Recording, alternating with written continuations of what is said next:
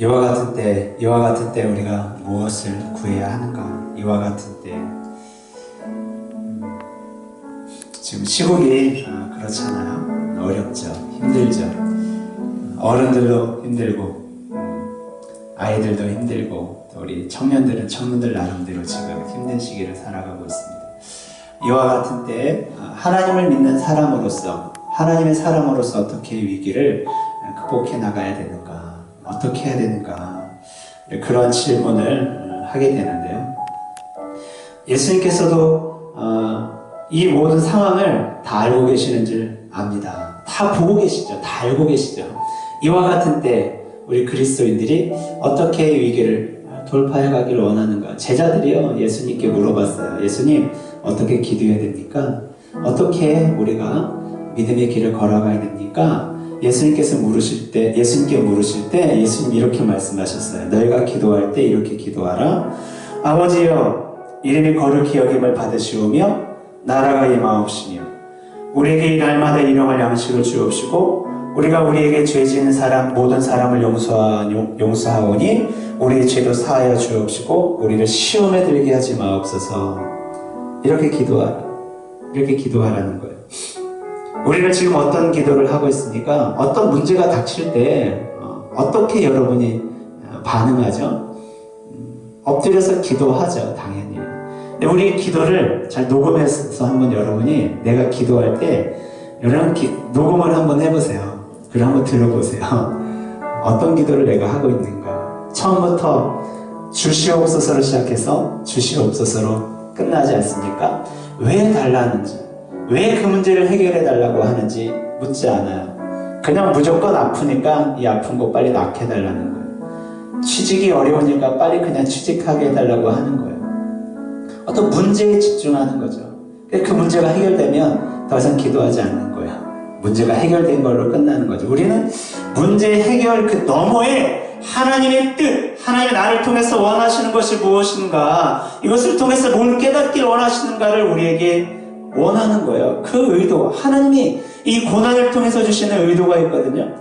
기도로 당연히 문제를 해결해야 되지만 그 기도를 우리가 어떻게 해야 되는가, 그것을 예수님 지금 말씀하고 있는 거예요. 기도해야 되는 목적, 기도해야 되는 바른 목적을 모르기 때문에 그냥 기도하고 끝나는 거죠. 구하고 끝나는 거죠. 주시옵소서로 끝나버리는 거예요. 여러분, 기도의 목적이 무엇인가? 내 문제를 해결하는 게 기도의 목적이 아니라 그 문제를 넘어 그 문제를 해결받기를 원하시는 하나님의 뜻. 내가 너에게 문제를 주었는데 그 문제를 통해서 너가 이렇게 되기를 원한다. 이걸 깨닫기를 원하는 거야. 그것을 지금 말씀하고 있어요. 그래서 예수님이 제자들한테 너희들이 먼저 구할 것을 구하지 말고 이렇게 기도해라. 주의 이름이 거룩히 여김을 받으시옵소서. 아버지의 나라가 이 땅 가운데 이루어지기를 위해서 먼저 기도하라는 거예요. 우리가 일용할 양식을 구하라고 분명히 말씀하고 있어요. 이 양식도 구하라는 거예요. 너희 그 문제도 구하라는 거예요. 근데 그 먼저 왜 그것을 구해야 되는지를 알아야 된다는 거죠. 주님의 이름을 거룩히 여김을 받게 하시려고, 하나님의 나라, 하나님의 뜻을 이루게 하시려고 그 양식을 달라는 거예요. 이 문제를 해결해 달라는 거예요. 하나님, 내가 주님의 이름을 영화롭게 하기를 원합니다. 하나님의 이름을 영화롭게 하는 것, 그것이 우리의 존재 목적인 줄 믿습니다. 우리의 기도의 목적이 되어야 돼요. 하나님의 이름을 영화롭게 하기 위해서 우리가 기도하셔야 돼요. 그러기 위해서는 하나님의 뜻을 구해야 되는데, 하나님의 뜻은 하나님의 나라가 이 땅 가운데 이루어지는 건 줄 믿습니다. 열의 삶 가운데 하나님의 나라가 이루어지기를 원하세요. 그래서 때로는 우리에게 고난도 주세요. 어려움도 주세요. 무릎 꿇고 기도하게 만들어버려요. 왜? 그 나라의 통치를 받는 자가 되게 하려고, 그 나라의 통치를 받게 하려고 고난을 통해서 우리에게 기도케 하는 거죠. 말씀의 통치가 이 땅 가운데, 우리의 삶 가운데 이루어지게 되는 것, 그 말씀이 내 삶 가운데 실현되어지는 삶을 살아가는 것이 저와 여러분을 향한 하나님의 목적, 뜻인 줄 믿습니다. 아멘. 자, 그럼 이와 같은 때, 이와 같이 나라에 혼란이 있을 때, 어려움이 있을 때 우리가 어떻게 대처해야 되는가? 하나님의 뜻은 무엇인지 알고 기도해야 되는데요. 하나님의 뜻이 무엇인지 그 해답을 역대하 7장에 말씀하고 있어요. 역대하 7장 13절에 지금과 같은 상황이에요. 이스라엘에 엄청난 기근이 들었어요. 이스라엘에 엄청난 전염병이 불어닥쳤어요. 모든 사람들이 고통 가운데 죽어가고 있는 거예요. 그때 그 순간에 하나님께서 솔로몬에게 밤중에 나타나셔서 이렇게 말씀하세요. 제가 읽어드릴게요. 잘 들어보세요. 역대하 7장 14절이에요. 내 이름으로 일컫는 내 백성이 그들의 악한 길에서 떠나 스스로 낮추고 기도하여 내 얼굴을 찾으며 내가 하늘에서 듣고 그들의 죄를 사하고 그들의 땅을 고칠지라. 이 환난할 때 하나님의 뜻은 무엇인가? 내 백성이 악한 길에서 돌이키는 거예요. 악한 길에서 떠나는 거예요. 그리고 스스로 낮추어 기도하는 겁니다. 왜 스스로 낮추어 기도하라고 말씀하셨을까? 왜 낮추어? 더 낮아져야 돼. 왜 이렇게 말씀하시는 거예요? 높아져 있기 때문에. 교만해 있기 때문에. 이스라엘은요, 다윗 왕국을 거치면서 솔로몬 시대의 최고의 부강한 나라가 됐어요. 가장 잘 살고 가장 부강한 나라, 부러울 것이 없는, 모든 것이 다 만족한 나라의 삶을 백성들이 누리고 있었죠. 그러니까 자연스럽게 뭐가 올라와요? 교만의 마음이 올라오는 거예요. 아, 하나님 없이도 살 수 있겠구나. 내가 좋은 직장에 다녀요. 그러면 부족함이 없어. 더 이상 갈급함이 없어요. 그러니까 직장을 예배하며 사는 거예요. 내가 좋은 남자친구를 만났어. 부러울 것이 없어요. 좋은 여자친구를 만났어요. 부러울 것이 없어요. 예배 시간에 주일날 여자친구와 있는 걸 더 좋아해요. 남자친구와 있는 게 더 행복해요. 예배 시간에 빨리 만났으면 좋겠다. 빨리 만났으면 좋겠다. 예배가 중요한 게 아니라 이미 마음의 콩밭에 가 있는 거죠. 하나님은 질투하시는 하나님이시거든요. 낮추세요. 낮아지게 하세요. 그리고 다시 하나님을 찾게 해요. 다시 하나님께 무릎 꿇게 해요. 여러분, 우리가 얼마나 교만합니까? 하나님 없이도 살 수 있을 것처럼 얼마나 많은 행동을 해요. 하나님 없이도 살 수 있을 것처럼. 여러분의 말, 행동에서 그게 드러나는 거예요. 나는 알아요. 하나님이 누군지 알고 나는 믿는다고 이야기하는데 정작 내 손과 발과 내 행동은 하나님 없는 자처럼 살아가는 거예요. 주님 없는 자처럼 행동하는 거예요. 교만하기 때문에 그런 거죠. 교만하기 때문에 기도하지 않는 거예요, 여러분. 교만하기 때문에 하나님 뜻에 관심이 없어. 교만하기 때문에 하나님 말씀이 선포됨에도 불구하고 그 말씀에 귀를 기울이지 않아요. 교만하기 때문에 말씀은 이렇게라고 말씀하고 있지만 자기 소견대로 사는 거야. 그냥 자기 마음대로 살아. 내 마음대로 살아. 내 안에 교만이 들어가 있기 때문에. 여러분, 그 교만이 우리로 하여금 악한 길로 가게 만들어요. 그 교만이 우리로 하여금 악한 길. 그래서 하나님께서, 예수님께서 뭐라고 말씀하는 거예요? 악한 길에서 돌이켜야 된다는 거예요. 악한 길에서 떠나라는 거예요. 악한 길에서 떠나.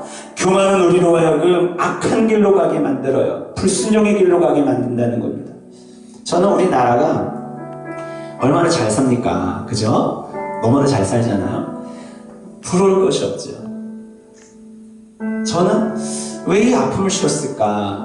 하나님께서 가난한 마음을 갖기를 원하시는 것 같아요. 가난한 마음. 가난한 마음. 인간이 내가 뭔가를 다 할 수 있을 것 같다는 그 인간이 그 작은 바이러스 하나에도 이렇게 무너지고 쓰러지고 죽고 모든 모임을 다 해산하고 모일 수 없을 정도가 되어버리는 그 가난한 마음을 갖게 하시는 거죠. 여러분, 지금 같은 상황에서 우리가 어떻게 기도해야 될까? 그 답을 말씀하고 있는데, 겸손함으로 자신의 죄를 고백하며 하나님의 얼굴을 구해라. 하나님의 얼굴을 구해라. 우리가 하나님의 얼굴을 구하지 않았기 때문에 지금 강제적으로 하나님의 얼굴을 구하게 하시는 거죠. 그렇게 할 때 하나님께서 우리에게 이렇게 말씀하세요. 내가 너의 기도를 듣고 내가 너의 죄를 사하며 내가 그 땅을 회복하게 하리라. 저는 이 말씀이 절망 가운데 있는 여러분에게 소망이 됐으면 좋겠어요. 희망이 되었으면 좋겠습니다. 위로가 되었으면 좋겠어요. 이 어려울수록, 사람은 어려우면 어려울수록, 고난이 임하면 임할수록 우리는 깨달아야 될 게 하나 있는데 뭐냐면 그건 나의 존재 목적이에요. 나의 존재 목적은 뭐지? 그 존재 목적을 알아야 우리는 그 목적대로 기도하는 거거든요. 우리의 존재 목적이 뭔지를 예수님 말씀하고 계시는 거예요. 주의 이름을 거룩히 여김을 받게 하는 것, 하나님을 영화롭게 하는 것, 그것이 우리의 존재 목적이라는 거예요. 하나님의 다스리심과 통치하심을 받게 하는 것, 그것이 우리의 존재 목적입니다. 우리의 가정과 우리의 직장, 우리의 교회, 이 나라가 다시금 하나님을 영화롭게 하는 존재 목적, 그 이유를 되찾고 하나님의 통치를 받는 그 나라가 되어야 될 줄 믿습니다. 그것을 위해서 기도하셔야 돼요. 여러분 스스로가 내가 하나님을 영화롭게 하고 하나님의 다스림과 통치하심 받는 삶을 살아갈 수 있도록 하나님 그와 같은 자의 삶을 살아가게 도와주세요. 아버지, 내가 교만했습니다. 아버지, 내가 악한 길로 걸어갔습니다. 아버지, 돌이켜 나의 죄를 용서하여 주시고 회복케 하여 주시옵소서. 하나님의 얼굴을 구할 때 하나님이 다시 말씀하잖아요. 내가 너의 기도를 듣고 내가 너의 죄를 사하며 내가 너의 그 땅을 회복하게 하리라. 여러분의 마음을 회복하게 하실 줄 믿습니다. 여러분의 믿음을 회복하게 하실 줄 믿습니다. 여러분의 가정을, 이 교회를, 이 나라를 회복하게 하실 줄 믿습니다. 제가 한 번 더 우리에게 주시는 이 소망의 메시지를 여러분에게 읽어드릴 텐데요. 한 번 더 귀담아서 나에게 하시는 말씀으로 들었으면 좋겠어요. 내 이름을 일컫는 내 백성이 그들의 악한 길에서 떠나 스스로 낮추고 기도하여 내 얼굴을 찾으면 내가 하늘에서 듣고 그들의 죄를 사하고 그들의 땅을 고칠지라. 오늘 이와 같은 역사가 여러분, 우리의 이 찬양과 기도 가운데 거하시는 우리 하나님께서 우리의 소원을 들으시고 기도를 들으시고 지금 고쳐가고 계실 줄 믿습니다. 믿음의 눈으로 바라보시고 선포하세요. 하나님이 우리 가정을 고치시리라. 우리 직장을 회복시키시리라. 이 땅을 회복시키시리라. 소망을 잃어버린 그들에게 여러분, 이 예배를 통해서, 이 영상과 이 메시지를 통해서 소망이 되길 원하고 회복해 하실 거라는 거룩한 꿈을 가지고 기도함으로 나아가는 우리 모두가 되기를 예수님의 이름으로 축원합니다. 기도합시다. 아버지 하나님, 이 시간에 기도합니다. 무엇을 위해 기도해야 될지 아버지 하나님 방황하고 있습니다. 두려워하고 있습니다. 떨고 있습니다. 하나님, 이럴 때일수록 더욱더 하나님이 원하시는 그 근본으로 돌아가야 됩니다. 우리의 존재 목적을 깨달아야 합니다. 우리의 존재 목적은 하나님의 이름을 영화롭게 하는 것이고 하나님의 나라의 통치를 받는 것입니다. 하나님, 이 땅을 다스려 주시고 통치하여 주시옵소서. 우리의 죄를 용서하여 주시옵소서. 겸손함으로 무릎으로 나아갑니다. 다시 진정한 회복이 일어날 수 있도록 주님 역사하여 주시옵소서. 믿고 간구하며 예수님의 이름으로 기도드리옵나이다.